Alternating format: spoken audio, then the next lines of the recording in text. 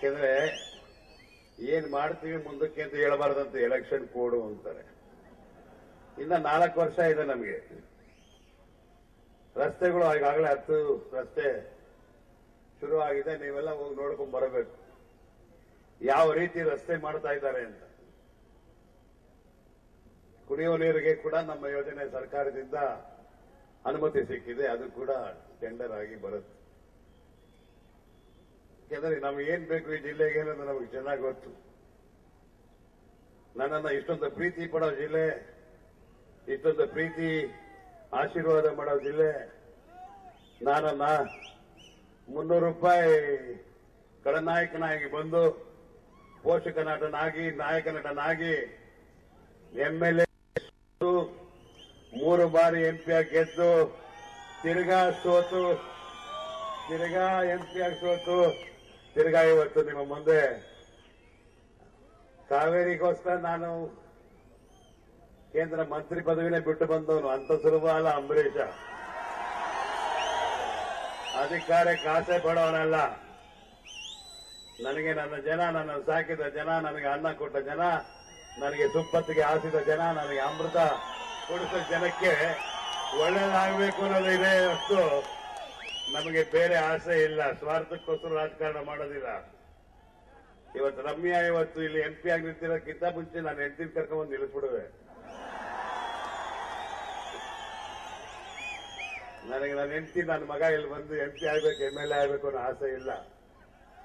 ಈ ಪಕ್ಷಕ್ಕೋಸ್ಕರ ದುಡಿಯುವಂತ ಬೇಕಾದಷ್ಟು ಯುವಕರೆಲ್ಲ ಇದ್ದಾರೆ. ಅಂತ ಯುವಕರೆಲ್ಲ ಬೆಳಿಬೇಕು. ನನ್ನ ಜಿಲ್ಲೆಯೆಲ್ಲ ಕಾಪಾಡುವಂತ ಗುಣವಂತರು ಬೆಳಿಬೇಕು.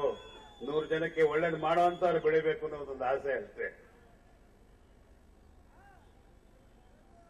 ಯಾವುದೇ ರಾಜಕಾರಣ ಮಾಡಬೇಕಾದ್ರೂ ಒಳ್ಳೆತನ ಇದ್ರೆ ನನಗೆ, ನಾನು ನೋಡಿದೆ 12ನೇ ತಾರೀಕು ನಾನು ಬಂದಾಗ, ನಾನು ಬರ್ತೀನಿ ಅಂತ ಹೇಳಿದ್ರೆ ಅಷ್ಟೇ. ಯಾರಿಗೂ ಏನು ನಾವು ಸವಲತ್ತನ್ನ ಕೊಟ್ಟಿರಲಿಲ್ಲ. ಇನ್ನೊಂದು ರಾಜಕಾರಣ ಮಾಡಕ್ಕೋಸ್ಕರ ಬಂದಿರಲಿಲ್ಲ.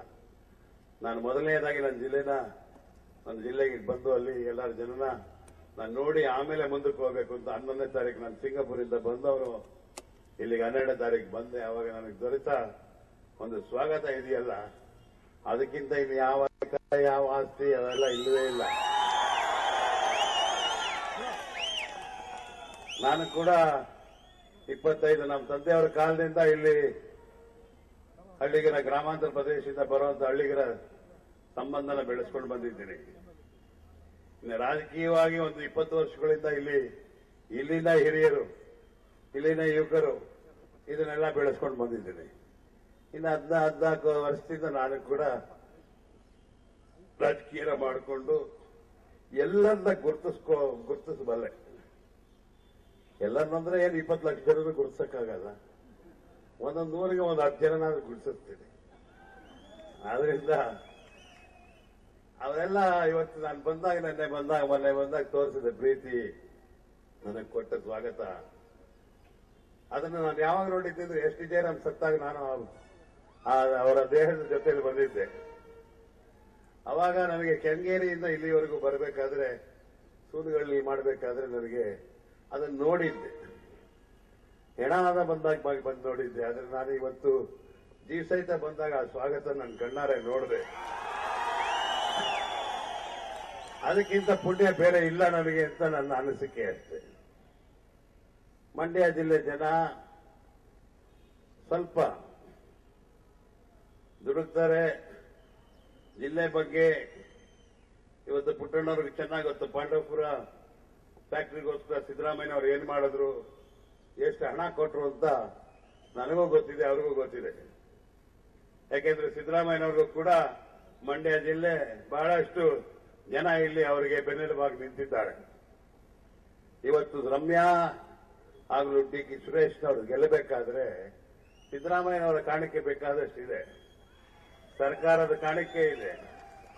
ಸರ್ಕಾರ ಕೊಟ್ಟ ಯೋಜನೆಗಳಿಂದ ಜನ ಇವತ್ತು ಮತ ಕೊಟ್ಟು ಅವಳನ್ನ ಗೆಲ್ಲಿಸ್ಕೊಂಡ್ ಬಂದಿದ್ದಾರೆ. ರಮ್ಯಾ ಪಾಪ ಚಿಕ್ಕ ಹುಡುಗಿ, ಅವಳು ನಗನಗ್ತಾ ಮಾತಾಡ್ತಾಳೆ. ಇನ್ನು 5 ವರ್ಷ ಹೋದ್ಮೇಲೆ ನಂತರ ನಿಮ್ನೆಲ್ಲ ಗುರುತಿಸಿ ರಾಜಕಾರಣ ಮಾಡ್ತಾಳೆ. ಈಗ ಪಾಪ 6 ತಿಂಗಳಿದ್ದಾಗ ಸ್ವಲ್ಪ ಕಷ್ಟ.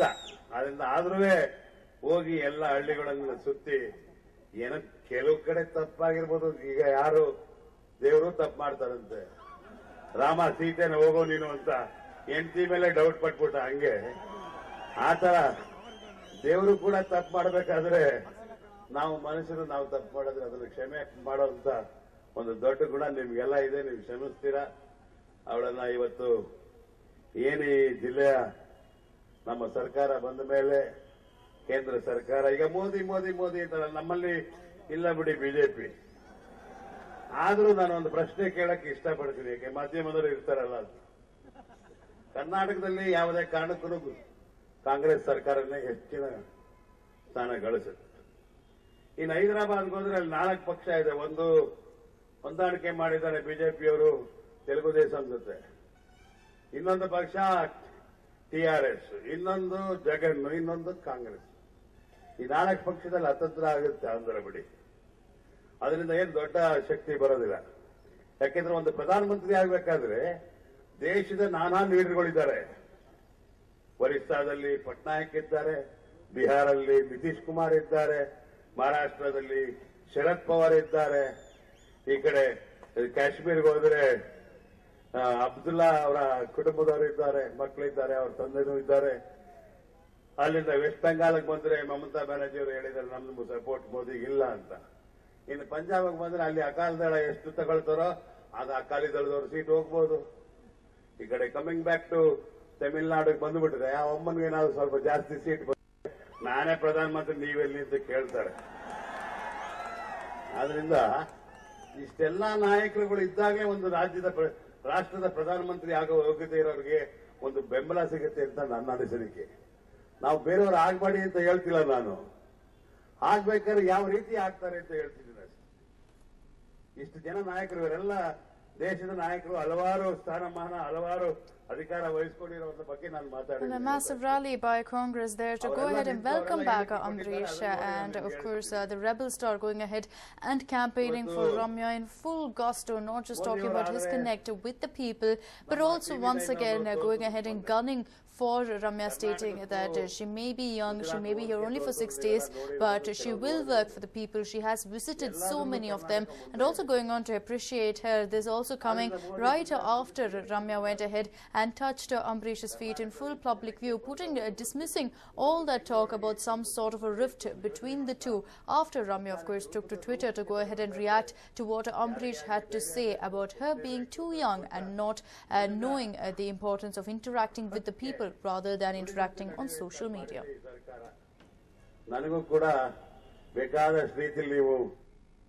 Well, amid hectic rallies and huge pressure to woo voters to favour the BJP, Bellari's star campaigner Sri Ramalu has been left in a spot of bother. Last night, a former aide of Sri Ramalu in the BSR Congress filed a cheque bounce case against him. Here's a report. While the raids at Babulal's residence threatened to tarnish his name, Bellari's BJP candidate was left with another cause of worry. This time around, it was a cheque bounce case. Somanna, who was the BSR Congress candidate from Mysore's HT Kote in the last Vidhan Sabha elections, alleged that Sri Ramalu had borrowed money from him then. He claims that Sri Ramalu had assured him a ticket to contest the Lok Sabha polls from Raichur, or at least an MLC seat in turn for a sum of 2,96,70,000. With the promises not fulfilled, came a demand for the return of the money. Sri Ramalu had then issued an ING Vaishya bank cheque with its branch in Alsur.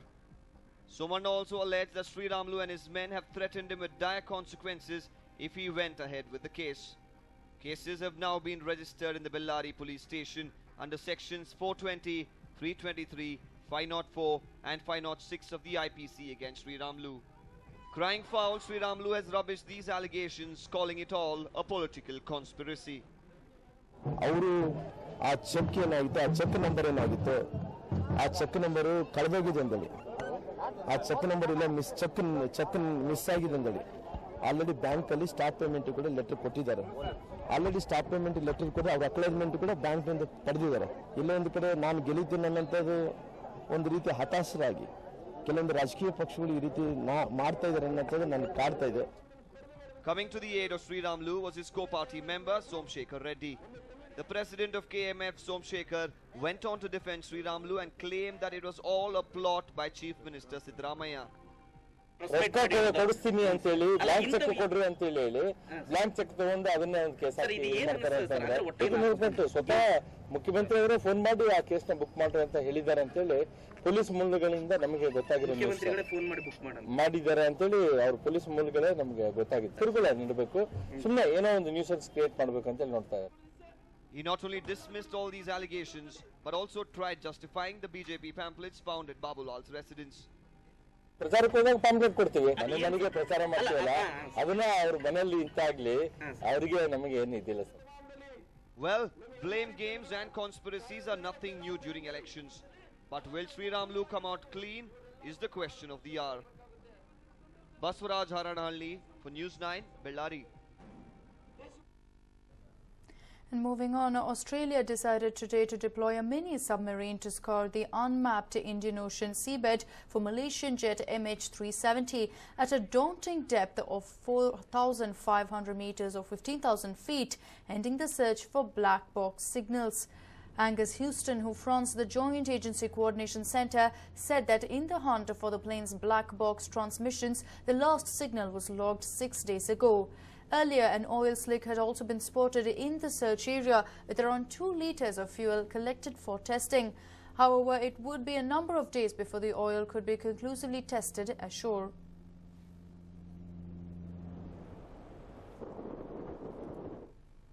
The autonomous underwater vehicle in side-scan sonar mode transmits an active pulse which produces a high-resolution three-dimensional map of the sea floor.